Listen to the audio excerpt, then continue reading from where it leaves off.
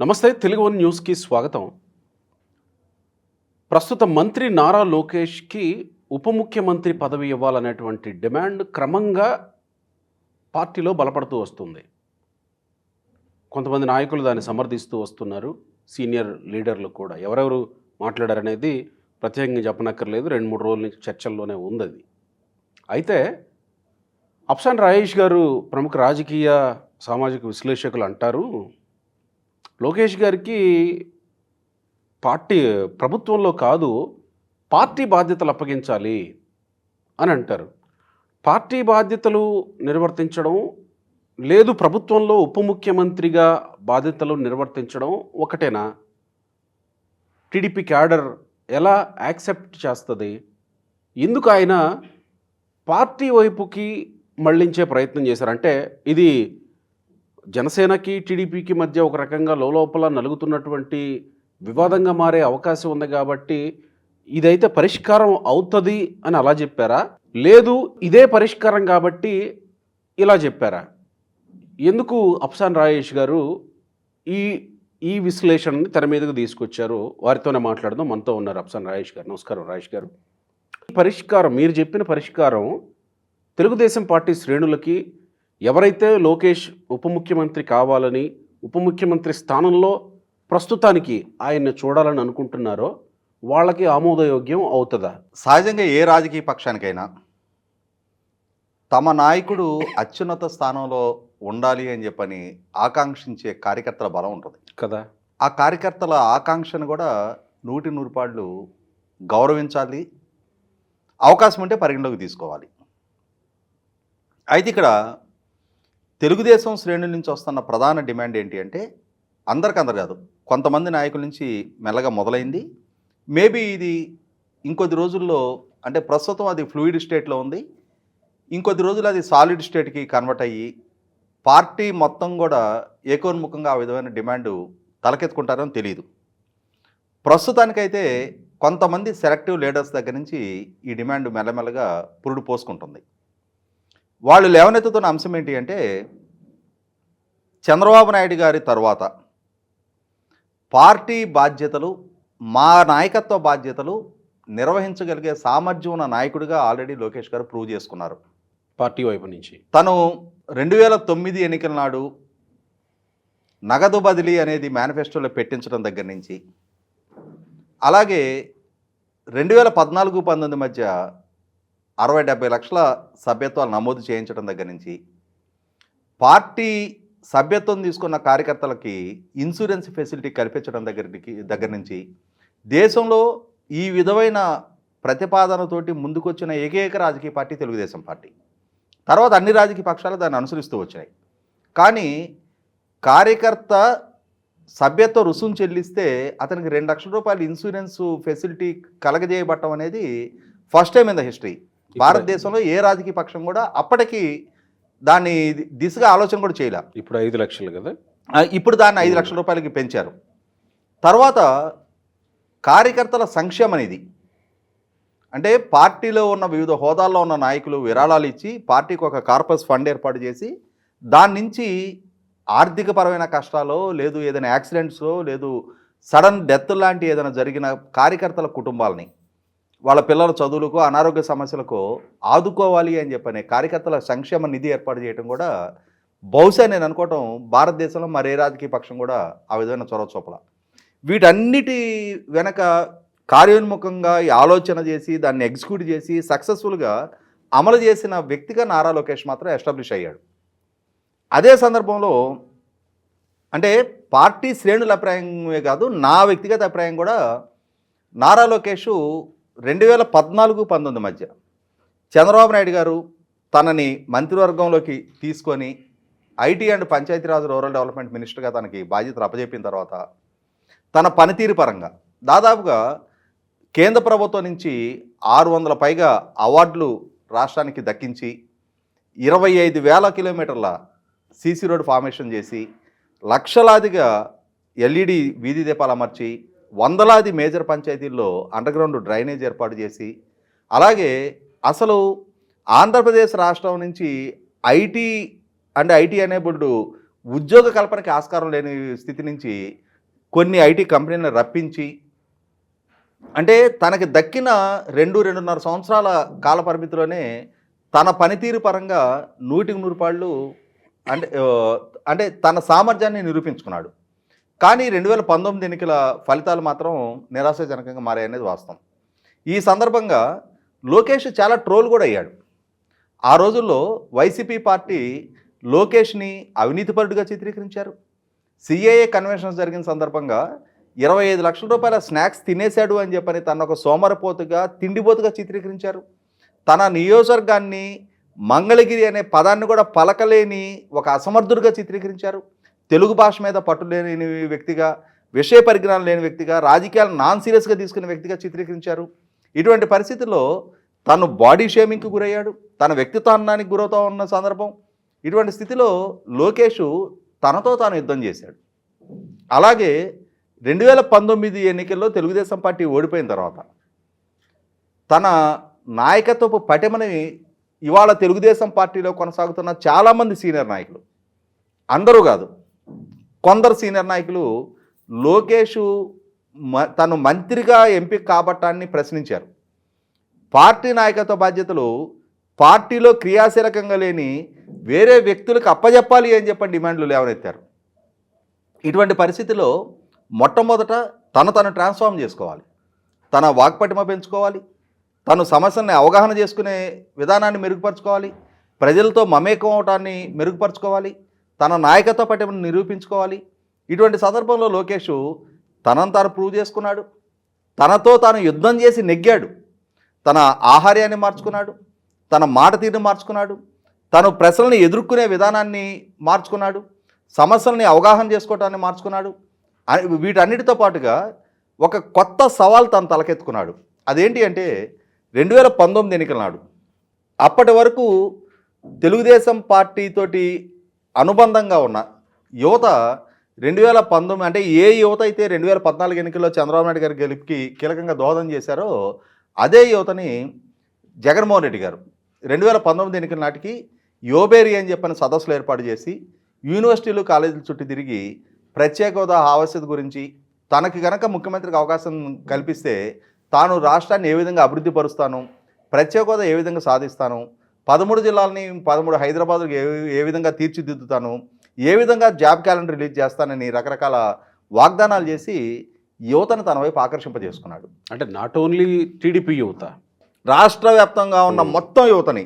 అంటే ఇక్కడ ప్రధాన కారణం ఏంటి అంటే చంద్రబాబు నాయుడు గారు జగన్మోహన్ రెడ్డి గారిని కంపేర్ చేసినప్పుడు 22 సంవత్సరాలు జగన్మోహన్ రెడ్డి గారు చంద్రబాబు నాయుడు గారి కన్నా వయసులో చిన్నవాడు. దాంతో ప్రధానంగా యువత జగన్మోహన్ రెడ్డి గారిని తమ ఐకాన్గా భావించారు. ఇటువంటి పరిస్థితుల్లో నారా లోకేష్ అతి పెద్ద టాస్క్ తన భుజాలకు ఎత్తుకున్నాడు. తమ నుంచి దూరం జరిగిన యువతని మళ్ళీ తిరిగి తెలుగుదేశం పార్టీకి చేరువ చేస్తేనే 2024 ఎన్నికల్లో మళ్ళీ తిరిగి తమకు విజయం దక్కడానికి ఆస్కారం ఉంది. ఎందుకంటే ఇవాళ జగన్మోహన్ రెడ్డి ప్రచార ప్రలోభంతో యువత జగన్మోహన్ రెడ్డి వెనక ర్యాలీ అయ్యారు. కానీ అదే యువతని జగన్మోహన్ రెడ్డి పాలనా హయాంలో నిలువునా వంచనకు గురయ్యారు. కాబట్టి ఆ యువతకి వాళ్ళ భవిష్యత్తు పట్ల నమ్మకం కలిగించాలి. ఒక రకమైన నైరాశ్యంలో మునిగిపోతున్న యువతలో భరోసా నింపాలి. మళ్ళీ తమకు అనుకూలంగా వాళ్ళని ర్యాలీ చేయించుకున్నప్పుడు యువతతో పాటుగా వాళ్ళ కుటుంబాలు కూడా తమ వెనక ర్యాలీ అయిన పక్షంలో మళ్ళీ తిరిగి తమ అధికారం దక్కించుకోవడం అనేది సునాయాసంగా మారుతుంది అనేది రిలీజ్ అయిన నారా లోకేష్ 2023 జనవరి 27వ తారీఖు కుప్పం నుంచి తన సుదీర్ఘ పాదయాత్ర ప్రస్థానాన్ని మొదలుపెట్టాడు. ఆ పాదయాత్రకి యోగళం అని చెప్పని పేరు పెట్టి నైరాశ్యంలో మునిగిపోతున్న యువతకి భరోసా నింపుతా, మళ్ళీ గనక తమకు అధికారం వస్తే గతంలో తాము అధికారంలో ఉన్న రోజు ఏ పరిశ్రమలు రప్పించాం, ఏ విధమైన డిఎస్సీలు కండక్ట్ చేసాం, ఏ విధంగా జాబ్ క్యాలెండర్లు ఇష్యూ చేసాం, ఏ విధంగా సమాజంలో మార్పు చేర్పులకు బాధ్యులయ్యాం, ఏ విధంగా సంపద సృష్టికి ఆ రోజు బీజం వేశాం, మళ్ళీ తిరిగి తమకు గనక అధికారం దక్కితే మరింత మెరుగైన పాలన అందిస్తాము, 20 లక్షల ఉద్యోగ కల్పన చేస్తాము అని చెప్పని యువతలో ఒక రకమైన భరోసా నింపుతూ వచ్చారు. దాంతో ఎటువంటి ఫలితాలు సాధించారు అనేది మన ఎన్నికల్లో కనిపిస్తూ ఉంది. ఇక్కడ నాకు చిన్న ఎక్స్పీరియన్స్ షేర్ చేసుకుంటాను. అంటే సారీ మిమ్మల్ని ఆపుతున్నందుకు. నేను యువగళం మొదటి విడత పాదయాత్ర పూర్తయిన తర్వాత ఎలక్షన్ల ముందు రెండో విడత మొదలుపెట్టారు. ఒక జర్నలిస్ట్గా వ్యాఖ్యాతగా వ్యవహరించడానికి నాకు అవకాశం కల్పించారు. రెండో విడత యువగళంలో మొదటి ప్రోగ్రాం ఒంగోలు, తర్వాత ప్రోగ్రాం ఇంకా అట్లా నెల్లూరు అట్లా అంతా వచ్చారు. కానీ నాకు 3 ప్రోగ్రాంలకు వ్యాఖ్యాతగా వ్యవహరించే అవకాశం కల్పించారు ఆ టీము. ఒక జర్నలిస్ట్గా నేను పాల్గొని యువతతో ఆయన ఇంటరాక్షన్ ఇదంతా చూస్తూ ఉన్నప్పుడు, ఒకటి నేరుగా జనాల్లో నుంచి, యువతలో నుంచి మైక్ పట్టుకుని అడిగే ప్రశ్నలు ఉంటాయి. రెండోది ఒక డ్రాప్ బాక్స్ పెడతారు అక్కడ, పేపర్ మీద రాసి సమస్యలు ఏమన్నా బయటికి ఓపెన్గా చెప్పుకోలేని సమస్యలు ఉంటే డ్రాప్ బాక్స్లో వేసే మెకానిజం పెట్టారు. నేను ఒంగోలులో చూశాను, ఏలూరు నెక్స్ట్ ప్రోగ్రాం, తర్వాత విజయనగరం 3 చేశాను. ఏలూరుకు వచ్చేసరికి నాకు ఒక కంప్లీట్ ఇది వచ్చేసింది దాని మీద. మైకులు అడుగుతున్న వాళ్ళు కానీ, డ్రాప్ బాక్స్లో వేసినటువంటి వాళ్ళు కానీ, మీరు అధికారంలోకి వస్తే ఎలాంటి కంపెనీలు తీసుకొస్తారు, ఎలాంటి ఉద్యోగాలు కల్పిస్తారు, దయచేసి మా పిల్లలకు ఉద్యోగాలు కల్పించండి. యువతతో పాటు కొంతమంది తల్లిదండ్రులు కూడా వచ్చి ఉంటారు అక్కడికి, వాళ్ళు కూడా అయ్యా దయచేసి మా పిల్లలకు ఉద్యోగాలు కల్పించండి. ఇదే ప్రశ్న 90% ఇదే ప్రశ్నలు. మీరు ఎలాంటి కంపెనీలు తీసుకొస్తారు, ఎలాంటి ఉద్యోగాలు కల్పిస్తారు, మా ఏరియాలో ప్రత్యేకంగా మా ఏరియాలో ఎలాంటి కంపెనీలు వస్తాయి, మాకేం ఉద్యోగాలు వస్తాయి, మా పిల్లలు మా కళ్ళ ముందు లేదా మా తల్లిదండ్రులను చూసుకునే అవకాశం మాకు వస్తుందా. 90% ఇవే ప్రశ్నలు. నేను ఇదే ప్రశ్నలు లోకేష్ గారిని కూడా అడిగాను, అదే వేదిక మీద కూడా. లోకేష్ గారు ర్యాండమ్గా చూస్తే 90% ఇవే ప్రశ్నలు ఉన్నాయి, మరి మీరు ఆన్సర్ చేయాలి అని అంటే ఆయన చెప్పిన మాట ఇదే. ఆ 20 లక్షల ఉద్యోగాలు అనేటువంటి హామీ దాంట్లో నుంచి పుట్టుకొచ్చింది. అక్కడ మీరు అన్నట్టు యువతని డెఫినెట్గా లోకేష్ తమ వైపుకు తిప్పుకోగలిగారు. ఖచ్చితంగా యువతంతా ర్యాలీ అవ్వడానికి లోకేష్ ఒక ఆశాదీపంలాగా కనబడ్డాడు. 20 లక్షల ఉద్యోగాలు ఏంటి 5 సంవత్సరాల్లో అనే ప్రశ్న కూడా వచ్చింది. బట్ ఎలా 20 లక్షల ఉద్యోగాలు అనే విషయంలో కూడా ఈయన కన్విన్సింగ్గా చెప్పగలిగాడు వచ్చిన యువతకి. నేను ఇందాక అన్నట్టు నాట్ ఓన్లీ టీడీపీ యువత, రాష్ట్ర వ్యాప్తంగా యువతలో ఉన్నటువంటి 3 ప్రశ్నలకి అక్కడ సమాధానం దొరికింది. ఒకటి, ఏం కంపెనీలు వస్తాయి, ఎన్ని ఉద్యోగాలు వస్తాయి. 2, గంజాయి లేకుండా చేస్తా, గంజాయి మీద ప్రత్యేకమైనటువంటిది. 3వ సమస్య, ఈ 90% మినహా ఆ మిగతా 10%లో ఉన్న ప్రశ్నలు ఇవి 2. గంజాయి రెండోది. 3వది, రాజధాని మనది ఇది అని చెప్పుకొని గుండెల మీద చేసుకొని గర్వంగా చెప్పుకునే అవకాశం మాకు కల్పిస్తారా అనేటువంటిది 3వ ప్రశ్న.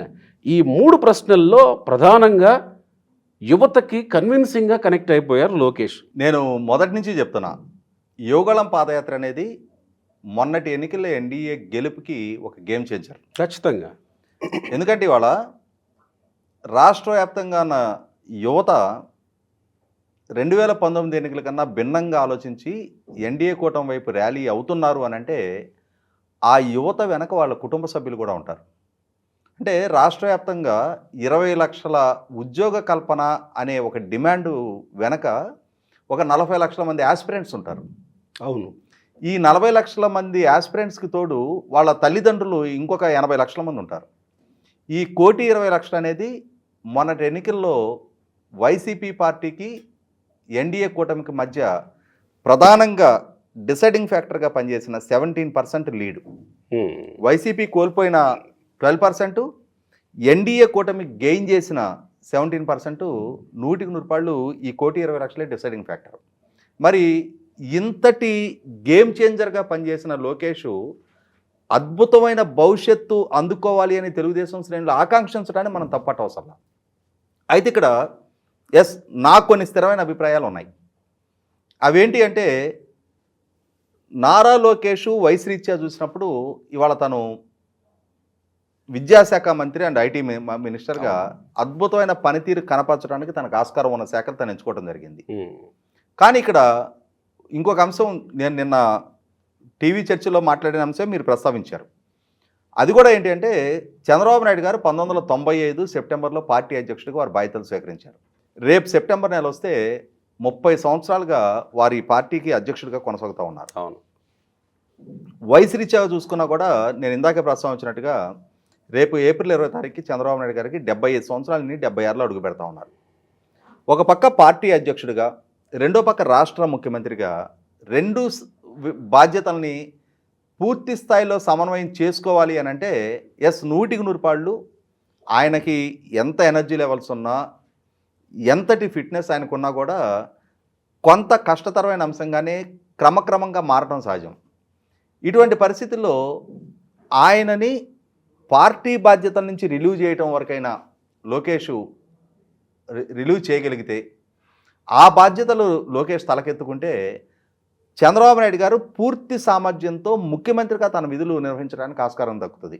అంటే పార్టీ పరమైన బాధ్యతలు కనుక లోకేష్ తన వైపు క్యారీ చేసుకోగలిగితే, పార్టీ సమన్వయం, పార్టీ నాయకత్వ బాధ్యతలు లోకేష్ కనుక తీసుకోవటం జరిగితే 100కి 100 చంద్రబాబు నాయుడు గారు తనకున్న పూర్తి సమయాన్ని, ఎనర్జీని, రిసోర్సెస్ని ముఖ్యమంత్రి పదవికి న్యాయం చేయడానికి ఆస్కారం ఉంటుంది. ఇప్పుడు ఎండ్ ఆఫ్ ది డే రేపు మళ్ళీ 2029 ఎన్నికల గురించి ఆలోచించాలి కదా. చంద్రబాబు నాయుడు గారు ఇవాళ విజన్ 2047 గురించి కాన్సెప్ట్లైజ్ చేసిన ఆ విజన్ 2047 అనేది సక్సెస్ఫుల్గా ఇంప్లిమెంట్ అవ్వాలి అని అంటే మొట్టమొదట మెట్టు రేపు 2029 ఎన్నికల్లో నెగ్గి పార్టీ మళ్ళీ అధికారంలోకి రావటం, కొనసాగటం ముఖ్యం. లేకపోతే ఏమవుతుంది? చంద్రబాబు నాయుడు గారు ఉమ్మడి రాష్ట్ర ముఖ్యమంత్రిగా ఉన్న రోజుల్లో విజన్ 2020కి కాన్సెప్ట్లైజ్ చేశారు. కానీ తర్వాత 2004 ఎన్నికల్లో వారు ఓడిపోవడం జరిగింది. ఆ ఓడిపోయిన పర్యవసానం తర్వాత వచ్చిన ప్రభుత్వాలు ఆయన ఆలోచనని కొనసాగించాయి. కాబట్టి కొంచెం ఎక్కువ తక్కువ ఆయన కాన్సెప్ట్లైజ్ చేసిన విధానాలు అమలుకు నోచుకొని సమాజంలో సంపద సృష్టి జరిగింది. ఆయన విజువలైజ్ చేసిన అభివృద్ధి కళ్ళ ముందు కొంచెం వెనక ముందుగైనా సరే అమల్లోకి వచ్చింది. కానీ ఆంధ్రప్రదేశ్ రాష్ట్రంలో 2019 వరకు చంద్రబాబు నాయుడు గారు కాన్సెప్ట్లైజ్ చేసిన ఏ అభివృద్ధి ప్రణాళికని 2019లో పదవి బాధ్యతలు చేపట్టిన జగన్మోహన్ రెడ్డి గారు ఇంప్లిమెంట్ చేయాల. దాని పర్యవసానం ఆంధ్రప్రదేశ్ రాష్ట్ర స్థితిగతులు ఎక్కడికి దిగజారాయి అనేది మన కళ్ళ ముందున్న వాస్తవం. ఇటువంటి స్థితిలో చంద్రబాబు నాయుడు గారు ముఖ్యమంత్రిగా ఆయన ఆలోచన అమలుకు నోచుకోవాలి అని అంటే మళ్ళీ కూడా ఆయనే ముఖ్యమంత్రిగా ఎంపిక అయినప్పుడు మాత్రం అది సాధ్యపడుతుంది. మరి అటువంటప్పుడు పార్టీని, ప్రభుత్వాన్ని జోడుగుర్రాల్లాగా సమన్వయం చేయగలగాలి అని అంటే లోకేష్ గారి అవసరం ఇక్కడ ఉంది. కాబట్టి ఏంటంటే ఇవాళ చంద్రబాబు నాయుడు గారి అసలు సిసలు రాజకీయ వారసుడిగా లోకేష్ ఎమర్జ్ అయిన దాంట్లో ఎటువంటి డిస్ప్యూట్ లేదు. డెఫినెట్గా 2019 ఎన్నికల ఓటమి తర్వాత కొంతమంది సన్నాయి నొక్కులు నొక్కిన వాళ్ళు కూడా తర్వాత రోజుల్లో రియలైజ్ అయ్యి పార్టీలో వాళ్ళే విదిన్ ద పార్టీ, అంటే ఇవాళ మనం పేర్లు ప్రస్తావించి, ఎందుకంటే వాళ్ళ సీనియారిటీ దృష్ట్యా ఇవాళకి వాళ్ళు పార్టీలోనే లాయల్గా కొనసాగుతున్న దృష్ట్యా ఇప్పుడు వాళ్ళ పేర్లు ప్రస్తావించాల్సిన నెక్స్ట్ లేదు, మనకందరికీ తెలిసిన వ్యక్తులే. అయినా ఈరోజు వాళ్ళు కూడా లోకేష్ గారి నాయకత్వాన్ని సమర్థిస్తూ ఆయన నాయకత్వంలో పనిచేయడానికి అంగీకరిస్తున్న నేపథ్యంలో పూర్తి స్థాయి పార్టీ వ్యవహార బాధ్యతలు నారా లోకేష్కి అప్పజెప్పాలనేది నా సూచనే కాదు. అలా చేసిన పక్షంలో చంద్రబాబు నాయుడు గారు మరింత సామర్థ్యంతో రాష్ట్ర ముఖ్యమంత్రిగా ఆయన పనిచేయగలుగుతారు. అదే సందర్భంలో క్యాడర్ గురించి నేను అంటుంది, క్యాడర్ యాక్సెప్ట్ చేస్తారా? ఇప్పుడు డిప్యూటీ సీఎం అయితే ఆయన ప్రోటోకాల్ వేరే ఉంటుంది, సో ఆయన్ని గౌరవించే విధానం వేరే ఉంటుంది వేదికల మీద కూడా, అది కోరుకుంటారేమో కదా క్యాడరు. నేను ఇక్కడ గమనించాల్సింది ఏంటంటే, అంటే ఇవాళ పవన్ కళ్యాణ్ గారు రాష్ట్ర ఉప ముఖ్యమంత్రిగా కొనసాగుతున్నారు కాబట్టి అని చెప్పని ఇవాళ పవన్ కళ్యాణ్ గారిని అంటే రెండు రాజకీయ పక్షాలకు సంబంధించి కూటమిలో చెరొక రాజకీయ పక్షంగా ముఖ్యమంత్రిగా చంద్రబాబు నాయుడు గారు, జనసేన పార్టీ నుంచి పవన్ కళ్యాణ్ గారు ఉప ముఖ్యమంత్రిగా కొనసాగుతున్నారు కాబట్టి అని చెప్పని ఇవాళ ఆ పదవిని నేను చిన్నతనం చేసి చెప్పడం కాదు, కానీ రాజ్యాంగబద్ధమైన పదవి కాదు ఉప ముఖ్యమంత్రి అనేది. కాన్స్టిట్యూషన్లో మెన్షన్ చేసి లేదు. ప్రోటోకాల్ ప్రకారం ముఖ్యమంత్రి గారి తర్వాత గౌరవం దక్కుతుంది అంతవరకే. క్యాబినెట్ మినిస్టర్కి ఏ విధమైన అధికారాలు ఉంటాయో ఉప ముఖ్యమంత్రికి కూడా అదే విధమైన అధికారాలు ఉంటాయి. అంతకన్నా ఎక్స్ట్రా కాన్స్టిట్యూషనల్ అధికారాలు ఉప ముఖ్యమంత్రికి ఏమి ఉండవు. ఇవాళ గమనించుకుంటే జగన్మోహన్ రెడ్డి గారి ప్రభుత్వంలో 5 ఉప ముఖ్యమంత్రులు ఉన్నారు. ఏం సాధించారు ఈ 5 కలిసి? కాబట్టి ఉప ముఖ్యమంత్రి అనేది ఒక టైటిల్ మాత్రమే. మంత్రులుగా వాళ్ళ పనితీరు ప్రాతిపదికగానే, వాళ్ళకి సామర్థ్యం ప్రాతిపదికగానే మళ్ళీ తిరిగి ఎన్నికల్లో వాళ్ళు నెగ్గటం ఓడటం జరుగుతుంది తప్ప వాళ్ళు ప్రభుత్వంలో నిర్వహించిన పదవుల ప్రాతిపదికగా వాళ్ళకేమో అడిషనల్ ప్రివిలేజ్, ఇమ్యూనిటీ అని దక్కదు. కిరణ్ కుమార్ రెడ్డి గవర్నమెంట్లో ఉప ముఖ్యమంత్రిగా దామోదర్ రాజనరసింహ గారు పనిచేశారు.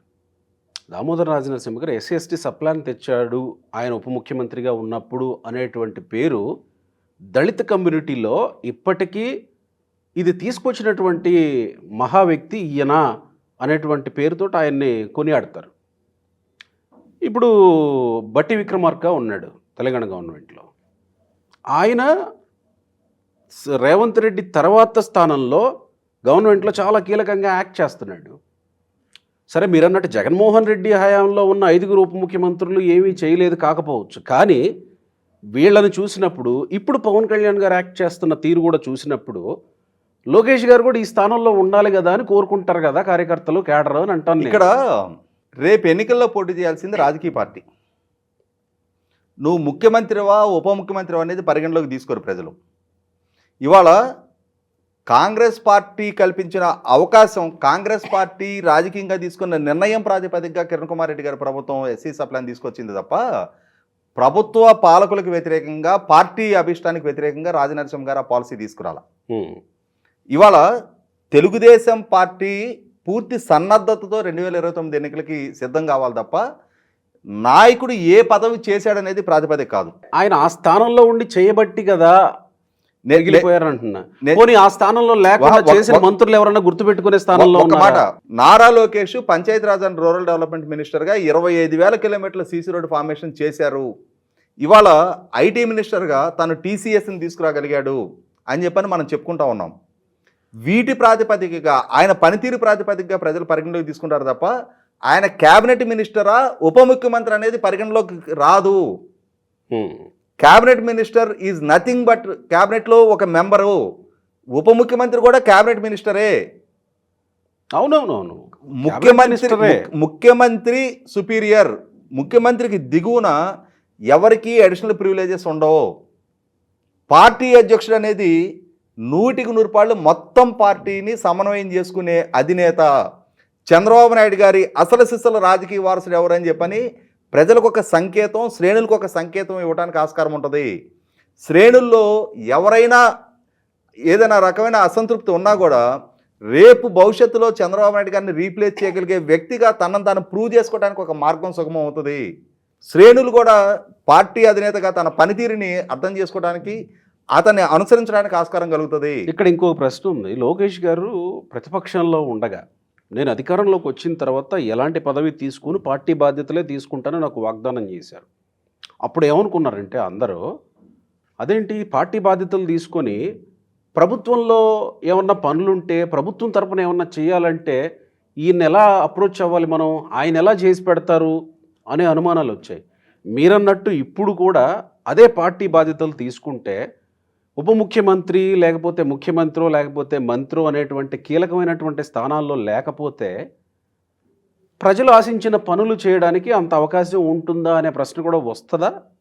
తను పార్టీ అధ్యక్షుడిగా కొనసాగుతూ, తను మంత్రివర్గ సహచరుడిగా కొనసాగు, అంటే తను పార్టీ బాధ్యతలు స్వీకరించాడని చెప్పని మంత్రివర్గం నుంచి తను రాజీనామా చేయాలని చెప్పని చెప్పట్లేదు నేను. లేదు, మంత్రిగా కొనసాగుతూ పార్టీ అధ్యక్ష బాధ్యతలు సమన్వయం చేసుకునే అవకాశం ఉంది. అది కేడర్కు ఉంటుందేమో కదా అని అంటున్నాను. ఏమీ ఉండదు అటువంటి పరిస్థితి. ఇవాళ చంద్రబాబు నాయుడు గారు పాలనా బాధ్యతల్లో నిమగ్నం అయ్యి పార్టీని నిర్లక్ష్యం చేశారు అని చెప్పని పార్టీ శ్రేణుల నుంచి చాలాసార్లు కంప్లైంట్ వచ్చింది. కరెక్ట్.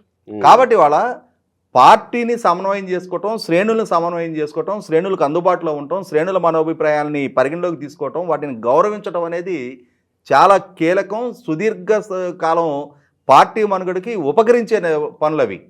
కాబట్టి పూర్తి స్థాయి సమయాన్ని మంత్రివర్గ సహచరుడితో పాటుగా పార్టీకి కూడా కేటాయించాల్సిన అవసరం ఉంది. ముఖ్యమంత్రిగా చంద్రబాబు నాయుడు గారు కేటాయించలేకపోతున్నారు. కాబట్టి ఆ బాధ్యతని లోకేష్ గారు తీసుకోవటం సహేతుకం అనేది నా ప్రస్తావన. ఎలాంటి ఆలోచనలు జరుగుతాయో, ఎలాంటి మేధామంత్రాలు జరుగుతాయో, అంతిమంగా దీనికి ఫుల్ స్టాప్ ఎక్కడ పడుతుందో చూద్దాం మరి. థ్యాంక్ యూ రాజేష్ గారు.